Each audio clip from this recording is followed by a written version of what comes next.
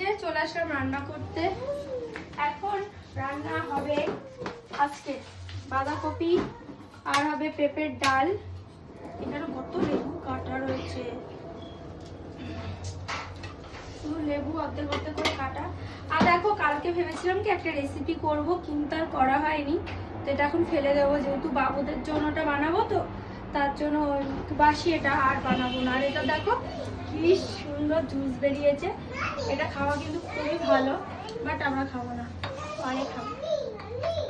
বিটের জুস ভালো লাগে কিন্তু খাওয়া খুব ভালো, আমি তো খেতে পারি না, কিন্তু ইচ্ছা রয়েছে খাবো। দেখো কি সুন্দর কালার। বাবুদেরকে একটু আগে আমি একটা মানে রং বানিয়ে দিয়েছিলাম। তোমরা জানো যে ন্যাচারাল কালার করতে গেলে বিটের রং লাগে, অরেঞ্জ কালার করতে গেলে তোমার লাগে হলো কি কাজল। তো আর যদি সবুজ কালার করতে দাও তাহলে কিন্তু পালং শাক আছে, পালং শাক দিয়ে জুসটা বার করে করতে পারো। তো আমার এবছর ইচ্ছে করছে, যদি সময় পাই তাহলে আমি করে দেবো।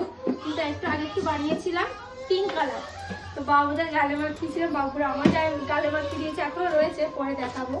এটা কোথায় রাখবো আমি বুঝতে পারছি না, পরে রাখবো। আর বানাবো লাউ, লাউ দিয়ে ডাল বানাবো।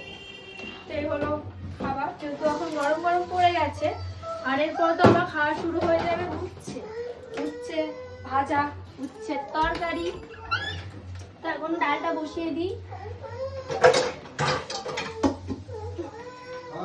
ভেবেছিলাম যে আজকে একটু মাছ রান্না করবো, বাট কখন করবো, বাজারেই তো যাইনি কেউ।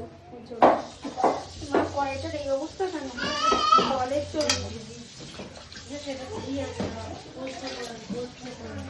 কড়াইটাকে দেখ ঠিক করে মাজে, ভালো করে